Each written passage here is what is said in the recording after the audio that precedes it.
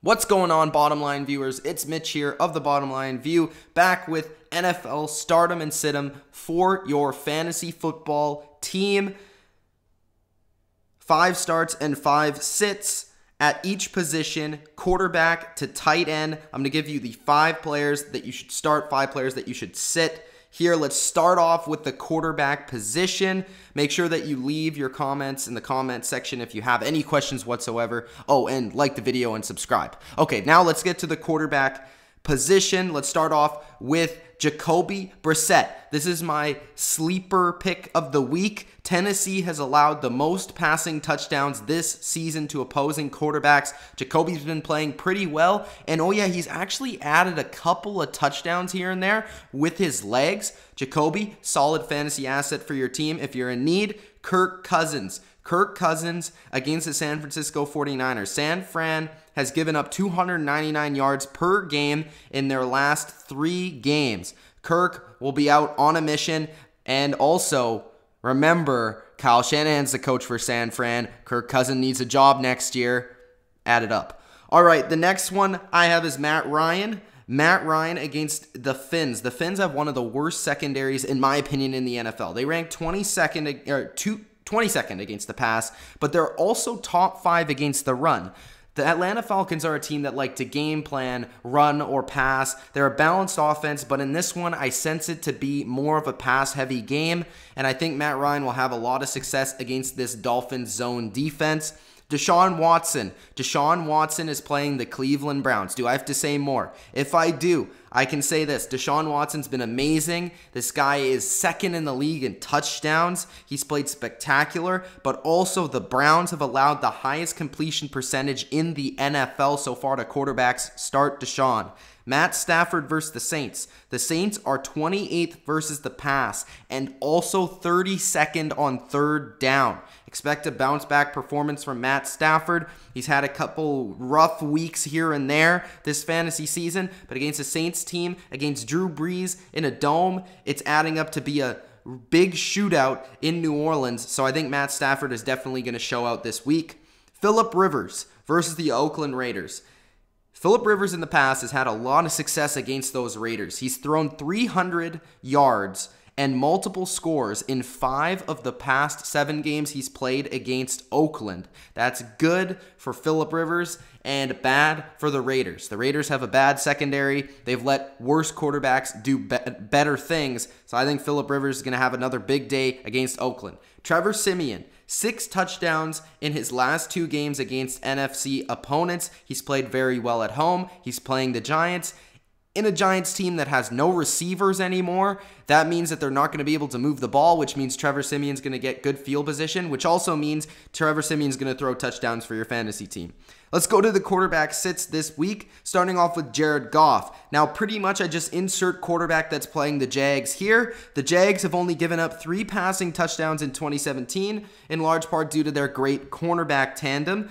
Jared Goff, good quarterback, getting better as a young player. Sean McVay's creative, but I just don't see it being enough against a Jacksonville defense at home that's on fire. Ben Roethlisberger is playing the Kansas City Chiefs. Kansas City has allowed the lowest completion percentage this season so far, and also Ben Roethlisberger is playing like he needs to retire. Eli Manning also needs to retire. He has no receivers, and he's playing the Broncos. Are you freaking kidding me? I don't know if they're going to get past half field, so sit Eli Manning. Derek Carr.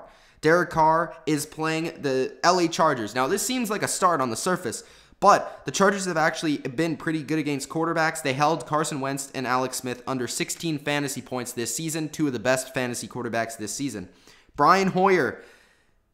The Skins actually rank 7th versus the pass. Yes, they're without Josh Norman, but I just don't see how Brian Hoyer is going to have a huge day here. I think that the Skins will be able to dominate up front, getting some pressure on Brian Hoyer. Brian Hoyer's had some good, had some bad, but just don't count on it this week.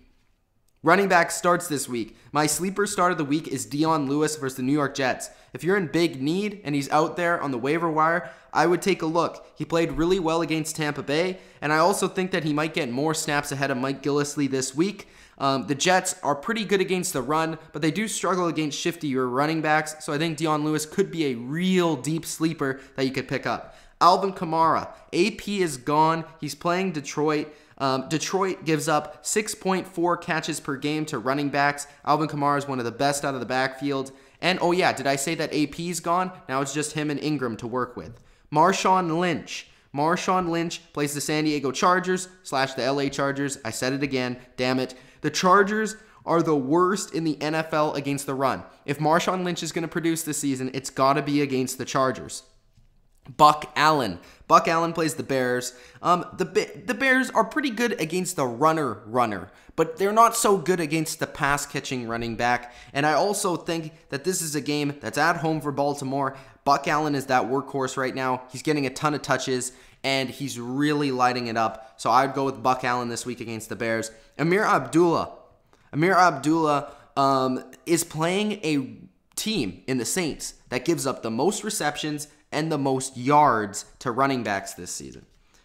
My running back sits Jay Ajayi. The game script for me just isn't favorable. They're playing the Atlanta Falcons. I think Atlanta's going to get out to a huge lead.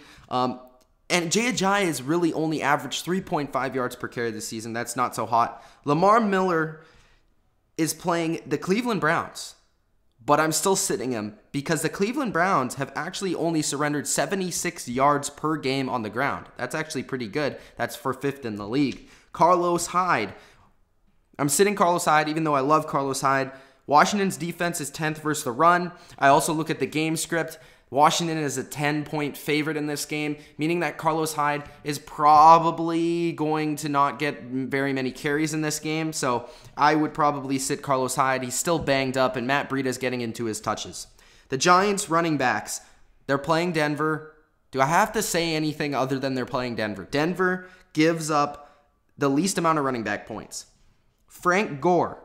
The Titans' pass D is bad. Their run D isn't so bad. Frank Gore has had 4 games straight where he's averaged less than 4 yards per carry. My wide receiver starts. Adam Thielen. No digs equals a lot of targets, especially with guys like Michael Floyd and Treadwell around him. Are they really going to throw to them? It's going to be Adam Thielen all day long. Plus, Green Bay is 4th worst against receivers this season in PPR. Golden Tate. Playing the Saints. 3rd most yards given up to slot receivers. Golden Tate should have a bounce-back week along with Matthew Stafford. T.Y. Hilton is playing the Titans on Monday Night Football. T.Y. Hilton has typically played great against the Titans. Last season, Hilton had 12 receptions, 230 yards, and 2 touchdowns versus Tennessee alone. Larry Fitzgerald is playing the Tampa Bay Buccaneers, who we saw what Danny Amendola did against them as the slot receiver. Tampa Bay has allowed the most PPR points to fantasy wide receivers this season, 62.2 points per game on the road. That's insane. Will Fuller is my last start at the wide receiver position. He is a touchdown machine. He's playing the Browns. They should score a lot of points. And like I said, their run D is good, but their pass D, not so much. Wide receiver sits. The guy that is playing Jalen Ramsey. That's Sammy Watkins. 5 or fewer PPR points for Sammy Watkins in 3 of his first 5. I don't think it's going to happen versus, in my opinion, the best corner in the NFL. And number 2, I have Mike Evans versus the Cards. Patrick Peterson is allowing less than 50 yards per game to number 1 wide receivers. Yes, you're not going to sit Mike Evans in your weekly league, but in daily fantasy, you probably shouldn't pick him. Amari Cooper versus the Chargers. Is this guy even playing football anymore? Has anyone found him yet? I'm still concerned. Against number 1 receivers, the Chargers have really locked them down because of Casey Hayward, who's playing great football. Amari Cooper should draw that matchup this week, and he's not going to get out the doghouse just yet. Randall Cobb versus Minnesota. Randall Cobb hasn't had a good last 5 games against Minnesota. He's only caught 20 balls for 195 yards and 2 touchdowns. That's not so great. And my last sit is Demaryius Thomas versus the Giants. The Giants, yes, their run defense has been a little lackluster, but they still have Janoris Jenkins at corner. He should be able to slow down Demaryius Thomas in this game. Look for Emmanuel Sanders to have a good game, though. My tight end starts, Rob Gronkowski.